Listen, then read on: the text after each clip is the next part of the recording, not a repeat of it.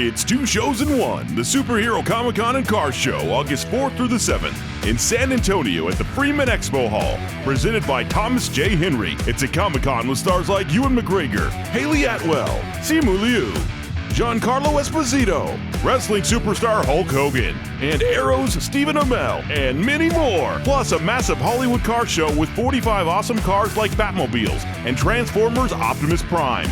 Tickets available at pmxevents.com. We're back here on Texas Football Today, here, and in the off season, we do a lot of fun stuff around here, and we like to think of ourselves as very smart. But every once in a while, we allow our brains to take a break. Mm-hmm. It's time for Dumb Thursday. Texas Football Today is proud to present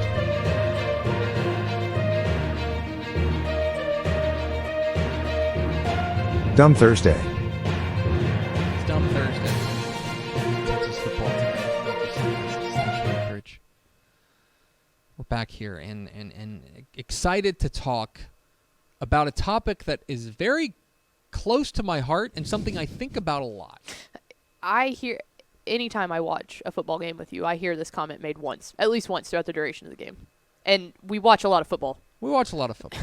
watch a lot of football. Obviously, I watch a lot of high school football, watch a lot of college football. I really enjoy the NFL. Mm-hmm. I like football. And that's Big why football guy. And that's why we need to have a conversation about a centerpiece of the football experience that hasn't changed in 100 years, despite the fact that it remains one of the silliest things about the sport. Mm-hmm. Okay? This is a multi-billion-dollar industry. Let's be clear. Football is an industry, and it generates a lot of money. This is the number one sport in America. Okay? I read something yesterday that of the 100 most watched telecasts in America in 2022, 88 of them were football games. That's so dumb. Okay? We love football. That's so dumb. I mean, I love it, but it's so dumb. Football's our very favorite thing. Like, there was a lot of big world things that happened in 2022, and people said, football! Football's our very favorite thing. Okay? We wouldn't be doing a show called Texas Badminton. Okay? Oh, but we should. That's another Dumb Thursday. This is my Dumb Thursday. You can have next week's Dumb Thursday. That's fine. I love badminton. And yet, our very favorite thing in this country is dictated by two sticks with a chain between them. I'm talking about the first down chains. The chain gang, so to speak. Mm-hmm. You know who I'm talking about? It's the three guys over there. You got the guy who's on the one stick that's marking where the ball is starting on first down. You got the other guy who's stretching it out as far as it can, 10 yards exactly, we're told, and marking it there. And then you've got the guy with the down box. To be fair, we don't hate the guys working the chains. We hate the chains themselves. No, just to clarify, Shout out to the we officials. love our officials we love our and we officials. appreciate their work with Shout out the to our chains. officials. We just think that there's better ways to do this. But the chains make me insane. We allow the biggest industry in sports to be determined by the most archaic technology. Mm-hmm. Two sticks and a chain. And I want you to think about all the ways that go wrong, because you think about like the drama, right? It's 4th and 1. They plunge forward. The referee comes in, marks the spot, and it looks like it's going to be close. And so the chain gang grabs the chains, and they run out there, and they stretch it out, and we find out the verdict, right? We saw it in the state championship game with Duncanville and North Shore. Duncanville and North Shore. They stretch it out. He's just short. There's drama in that, right? Mm-hmm. Beautiful drama. And I appreciate drama. But imagine that one of the guys is not exactly lined up perpendicularly with the other guy. Yeah, and there's would a then slight called a angle. slant, which would shorten the down and distance. What if two of the links get caught together? What if there's so many different ways that this is a crazy thing? You know the other thing I don't know the answer to? If the first down marker is on the 23, Okay. like the back chain of it, where do they put it at the same consistent spot on the 23 every time? Like, is it at the start of the white line? Is it in the middle? Is it in the back? It is supposed to be, I believe, where the tip of the ball is. Because remember, if you're supposed to go 10 yards, so it should go the very front of the ball is where it should start.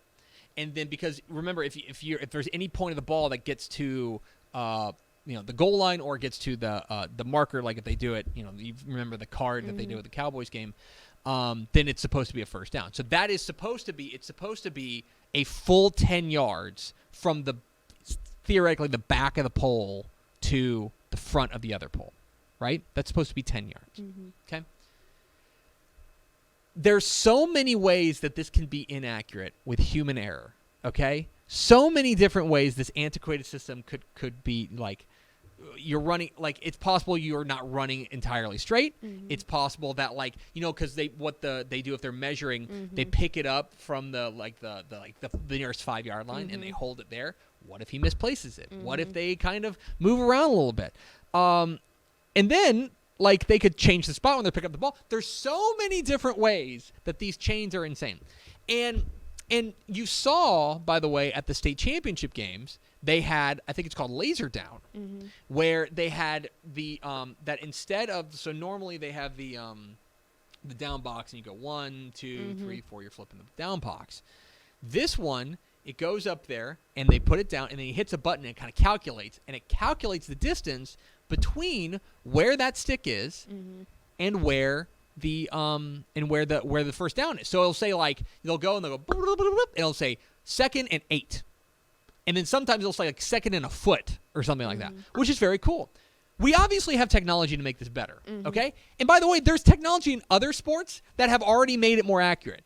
I know we're not a big tennis podcast. How much tennis do you watch? Like the normal amount of tennis. Have you seen the Hawkeye system? That if you challenge a spot, if you say if we're playing and I hit the ball and the official calls it out, and I think I got the line, they can go in and instantaneously have a video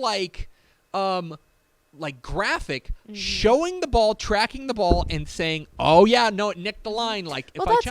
Golf has been doing that for years with if you can track a golf ball 350 feet away from you, why can we not do it? 10 yards. We have technology. Now, I want to be very clear. I understand why we use chains in high school. Okay, it's the same reason that we don't have a shot clock in high school basketball. Okay? It's not because of sanctity of the game.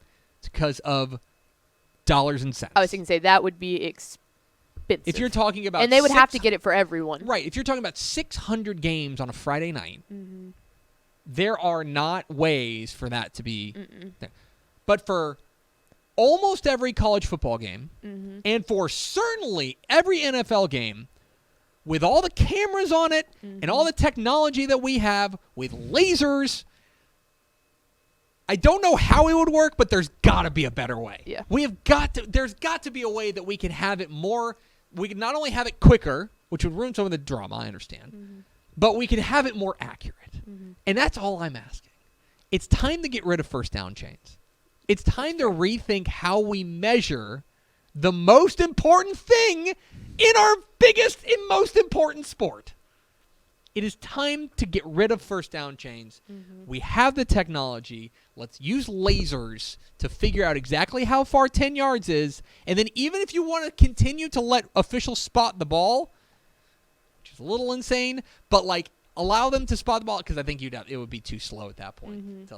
No, we got to, I think spotting the ball, I think we allow, there's now enough challenges and stuff that you can. I was just going to say, I think the best thing to do would be to let the officials continue to do the chains And then if the coach wants to say, no, I think that we challenge that, then you bring out the lasers. The yeah. lasers. I think that's the best way to do it because I think the anticipation's good. I think most of the time you don't need to worry about that much. But yeah, if it is Duncanville North Shore, and just say we use them for the state championships. If it is Duncanville North Shore and Coach John Kay's like, no, I think we got it after they've already measured, then use the lasers. Use one of your challenges, use a timeout, because that's a penalty on your part if it's not accurate. Right. I think that's the way to do it. We can do better, folks. It also, you know what I thought about when that happened, because quite literally at Duncanville North Shore, I think the right call was made. But yes, I think in my brain, when they first showed the initial shot of the ball from the ground, it was just the clip that the chain was connected to. Yeah. And I had never really taken the time to think look about at that the carabiner? before. And I'm sitting there going, is the actual chain itself 10 yards? Do they calculate is that chain, say that the little clip was 2 inches, maybe an inch and a half.